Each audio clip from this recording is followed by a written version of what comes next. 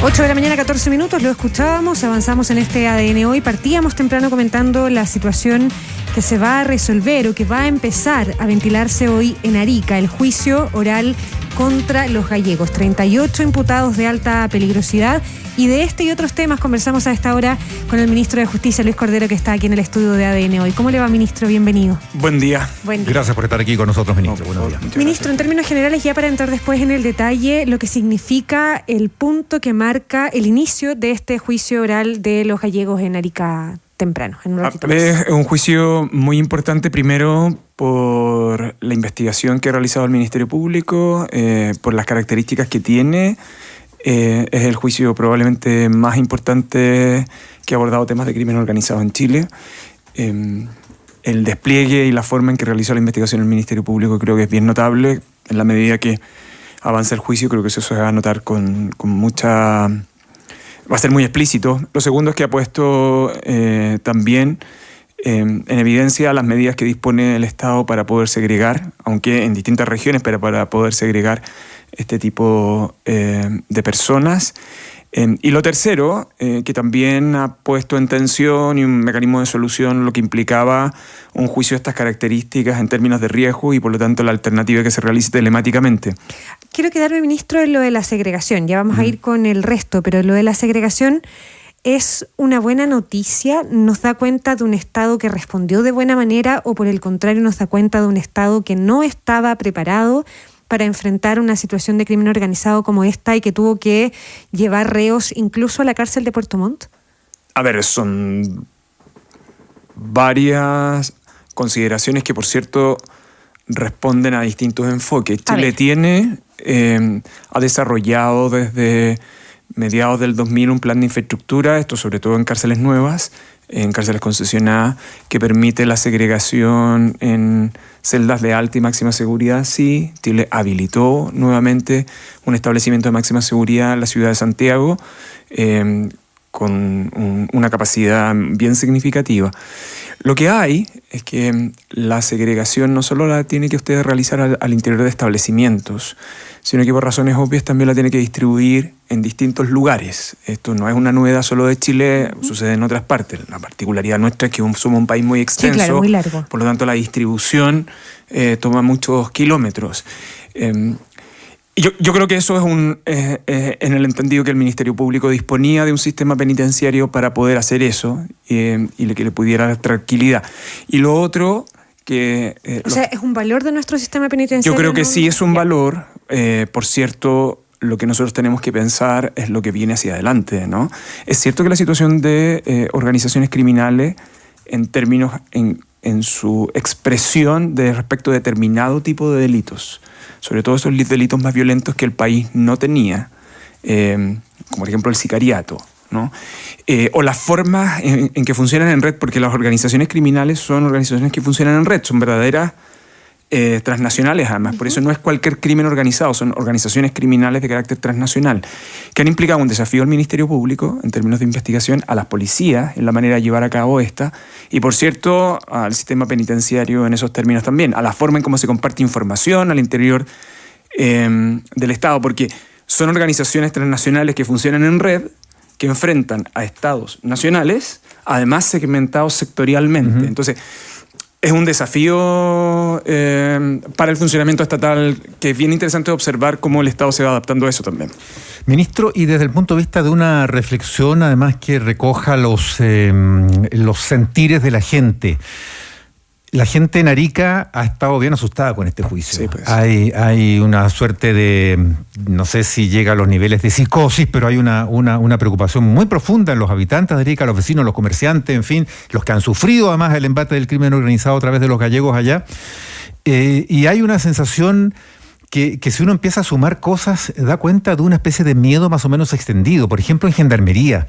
Los gendarmes están asustados con esto. Ellos veían que si se hacía o si se hace un juicio oral completo, presencial, esto es un desafío mayor donde corren riesgo sus integridades o sus vidas. Sí. Con traslados de por medio, con resguardo allá, en otras condiciones, en fin, uno puede imaginar eso. Las mismas autoridades transmiten, ustedes en el gobierno han transmitido la preocupación que hay porque esto, y por eso no sé si uno puede hablar de presión, pero han insistido, han hecho el punto de que ojalá esto sea telemático, Sí. o eminentemente telemático.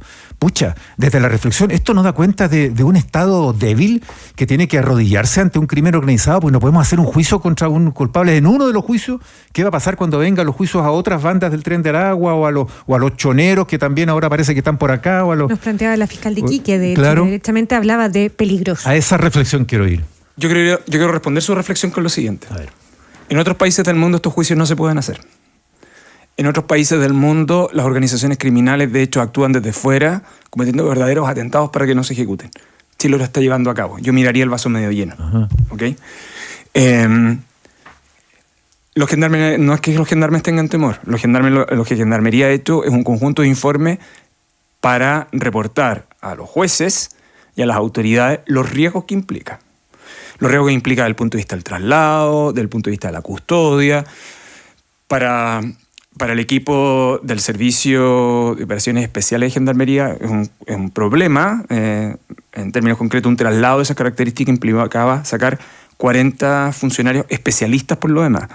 En un traslado que además se hace por tierra, a una región que además por el lugar donde está y donde se iba a desarrollar implicaba perímetros de seguridad adicionales. Entonces, lo que quiero decir con esto es, Chile enfrenta un juicio que estábamos esperando hace mucho rato, pero lo enfrenta.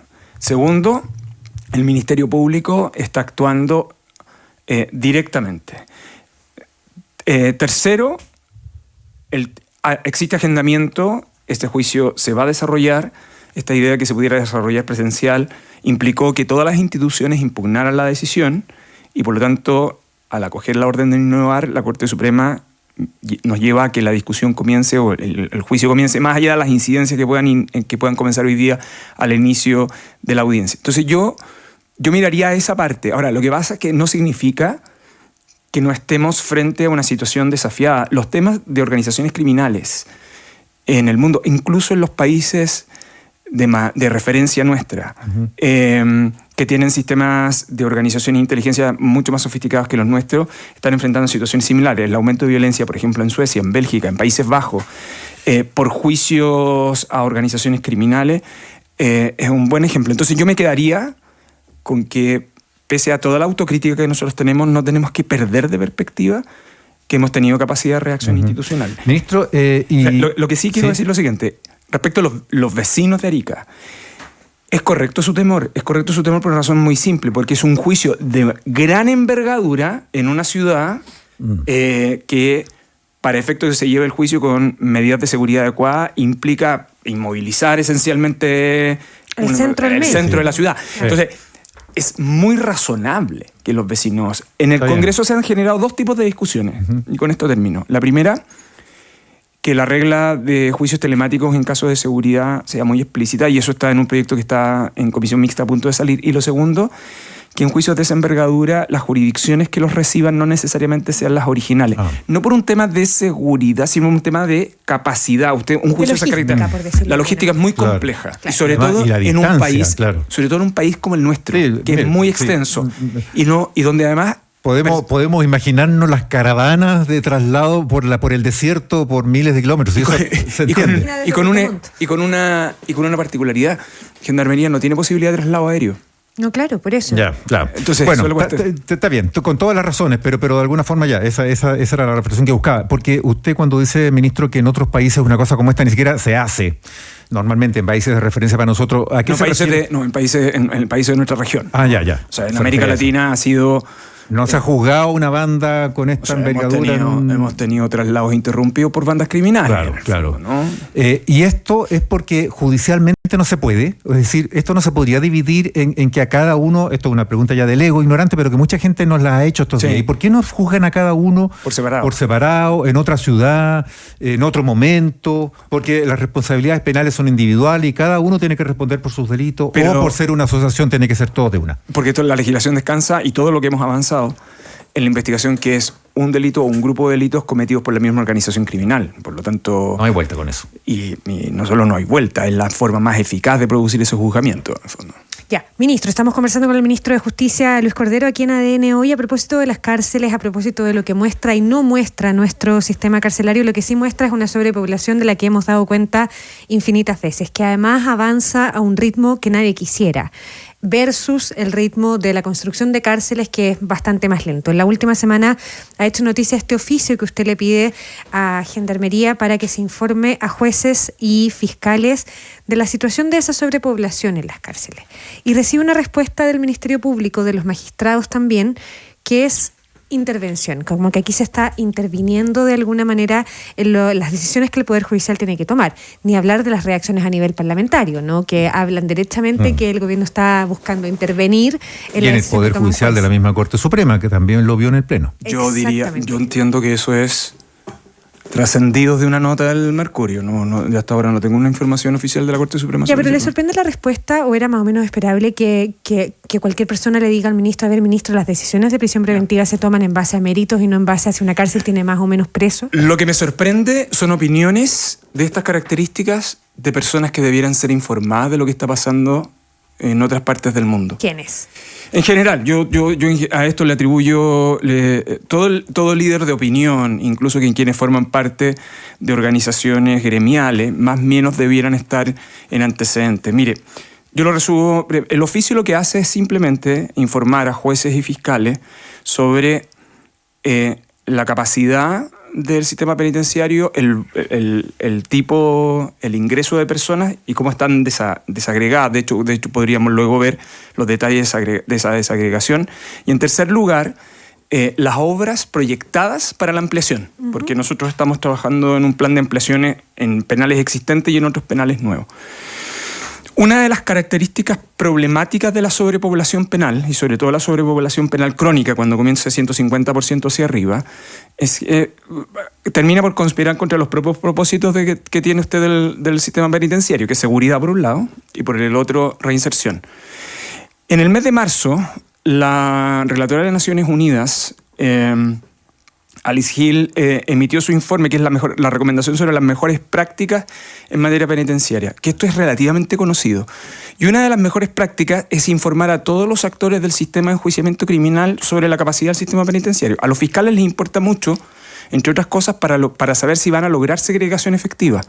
Y si no, para efectos de definir dónde los puede trasladar o dónde la Gendarmería los podría trasladar. Para los jueces, porque esto se ha focalizado en prisión preventiva, pero por un momento nos olvidamos que en Chile quienes hacen las visitas de cárceles son los jueces de garantía.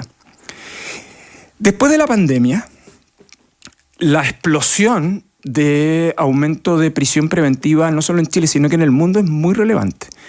Y el debate sobre información previa y sobre población, mire, está documentada. El caso de Estados Unidos, en la sentencia de la Corte Suprema en el año 2011.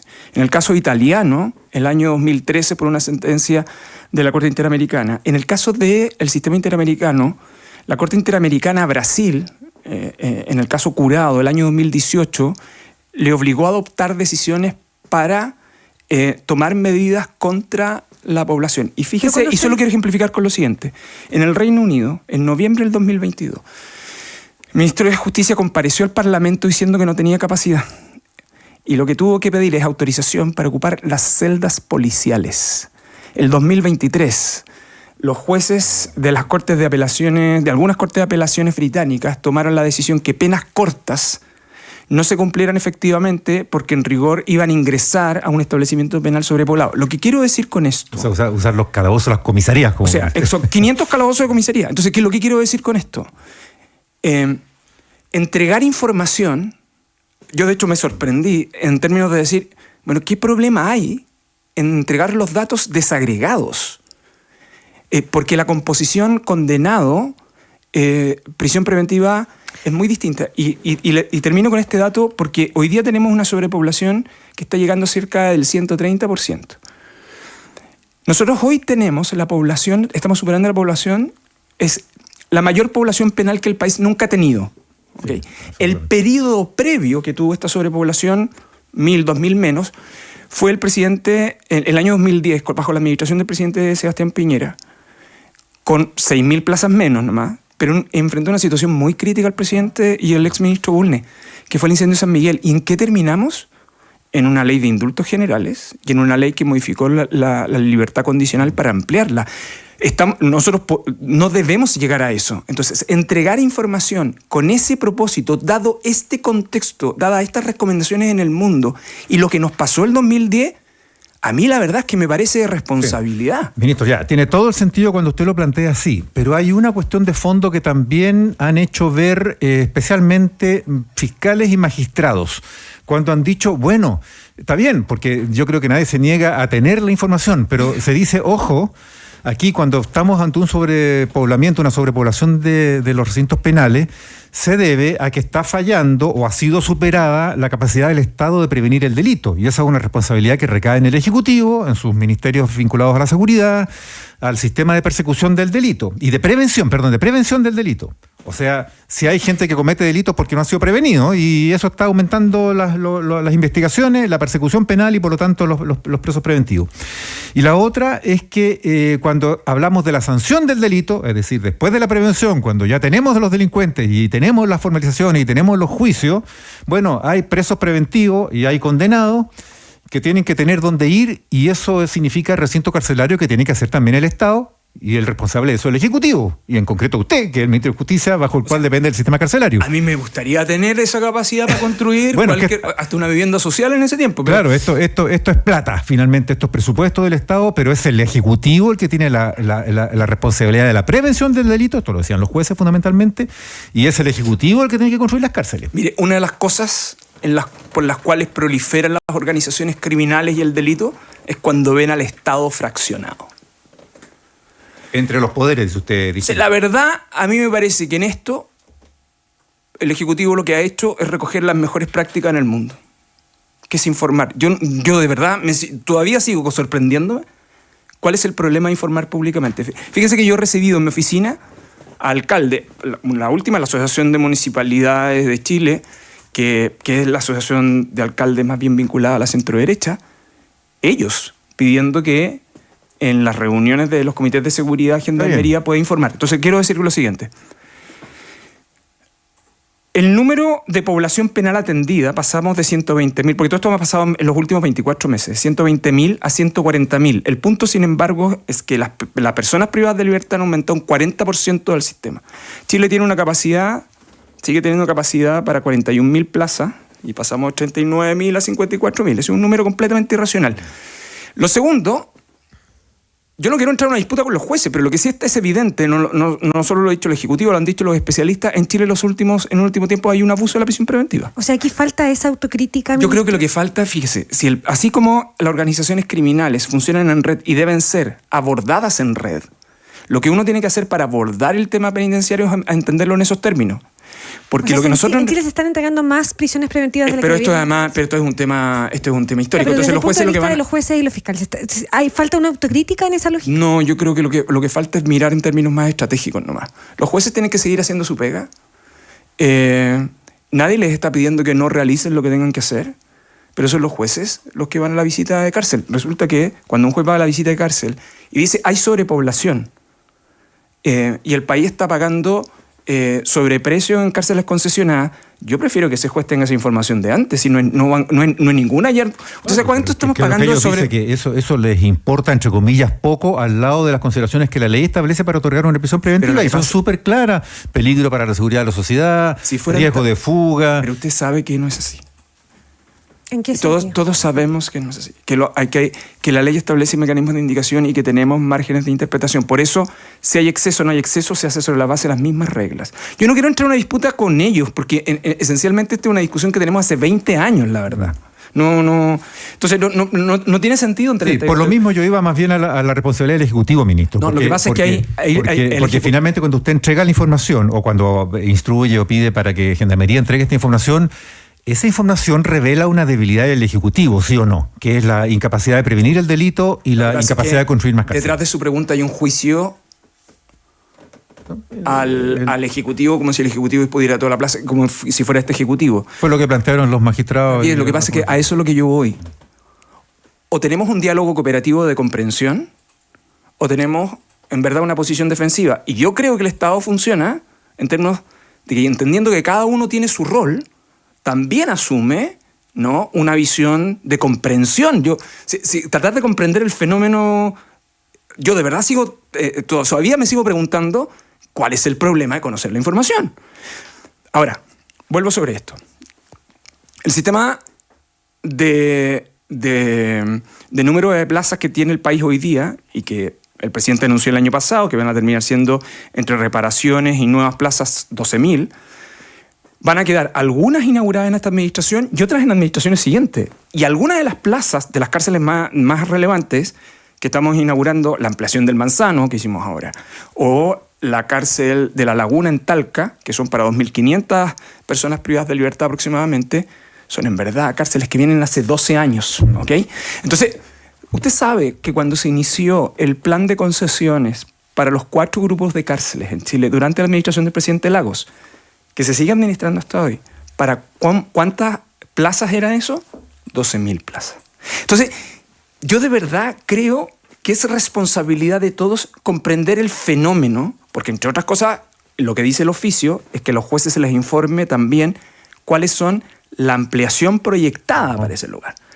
Entonces, y los fiscales tienen que hacer su trabajo. Si yo lo único que me parece que es sensato y que a mí me preocupa, de verdad, es que entregar simplemente la información sea considerado una interpretación. Usted dijo al pasar, ¿estamos pagando sobreprecios por las Estamos pagando 21.000 millones de pesos por sobreprecio. Estamos pagando aproximadamente por semestre 3.000 millones de pesos. ¿Con las nuevas concesiones eso se eliminaría? Lo que pasa es que el efecto que produce, esto pasa en cárceles concesionadas. Entonces, Gendarmería lo que había venido haciendo para no pagar sobreprecio era trasladar personas privadas de libertad a penales tradicionales. Lo que pasa es que los penales tradicionales, por lo mismo, hoy día la sobrepoblación está en 150% aproximadamente y un poquito más. Entonces, se ha debido mantener eso en cárceles concesionadas, el mejor ejemplo es Santiago 1, y desde el 2020 Chile empezó a pagar sobreprecios. Hoy día estamos pagando el máximo, son cerca de 3.000 millones de pesos. En 4 o 5 semestres, el Estado de Chile ha pagado 21.000 millones de pesos. Ministro, estamos conversando con el ministro de Justicia, Luis Cordero. ¿Desaparecieron las alertas o los temores que tenía Gendarmería en relación a la reacción de los reos frente a la instalación de los inhibidores de celulares? Sí, En algún momento se habló que estaba casi en jaque la medida a propósito de lo que podía significar para al interior de los penales. Sí, yo no sé si tengo un momento para explicar lo que fue eso para mí en particular. Esta es la sensación de impotencia más grande de escuchar cosas públicamente que son falsas y que yo no podía salir a especificar porque estábamos adoptando medidas de seguridad entre medio que en ese momento eran reservadas. ¿Qué era falso? Que tuviésemos certeza de motines. Teníamos información de inteligencia que llevaba a eso. Segundo, que Gendarmería no estaba haciendo nada cuando Gendarmería estaba realizando no solo labores de inteligencia, no solo labores de investigación criminal, sino que además estaba trasladando determinados líderes que estaban en la cárcel que podían ser considerados, que tienen ciertos perfiles, las trasladamos a otras cárceles. Que se hicieron 3 o 4 ensayos de intervención en cada uno de esos penales, porque recuerde que ahí está máxima seguridad, está Santiago 1 y está la expenitenciaría. Que al costado de eso tenemos un recinto del ejército. ¿Cómo se realizaron las coordinaciones con carabineros? Las coordinaciones con carabineros no han sido extraordinarias. Se permitió aislar el perímetro. Hasta el día de hoy van a seguir, es indefinido por ahora. Eso ha impedido los pelotazos en su interior. Y otra cosa que había mucha preocupación era la reacción de la población penal en su interior. Los teléfonos, esencialmente, yo no sé si ustedes saben, pero más allá de todas las medidas que se adoptan para evitar, porque se ingresan teléfonos, pero se ingresan muchos chips. Entonces, tienen fines de distracción también para ello. Ese efecto, más el que los pelotazos se redujeron, la pregunta era qué efecto podía tener en la población penal. La población penal ha estado tranquila, se han mantenido las vigilancias permanentemente. Gendarmería ha hecho un trabajo, porque esto ha sido lo otro, ¿no? Se dijo muchas cosas de que supuestamente Gendarmería no estaba preparada y Gendarmería ha demostrado una capacidad. Yo de verdad me siento muy orgulloso como ministro de Justicia y Gendarmería. ¿Eso está funcionando? Eso no solo está funcionando, sino que además a mí como que todo el mundo quería el motín y cuando ya nada pasó, como que los inhibidores son... Es como si hubiera sido siempre, ¿no? Y eso yo lo dejo para mi reflexión y lo dejo en realidad para la reflexión. Oiga, muy cortito, ¿qué se hace con ese barrio? Un barrio histórico para Santiago que ya convive, usted lo decía, con 3 cárceles y que ahora además puede ver inhibidas sus propias señales de celulares. ¿Tiene sentido un gran plan para separar eso y que ahí al lado del Centro de Justicia solo haya prisión preventiva? Nosotros tenemos 3 grandes penales ahí, dirigidos los 3 penales, máxima seguridad, Santiago 1 y ex penitenciaría por 3 mujeres. Al lado está el Centro de Justicia de Santiago y atrás está construyéndose el edificio nuevo del Servicio Médico Legal, claro que sí. Está terminado como un barrio judicial. La inhibición de señal, estos días además tampoco, cosa que podíamos explicar muy bien, estaba la Subtel y está verificado que no hay afectación ni para el Centro de Justicia ni para los vecinos.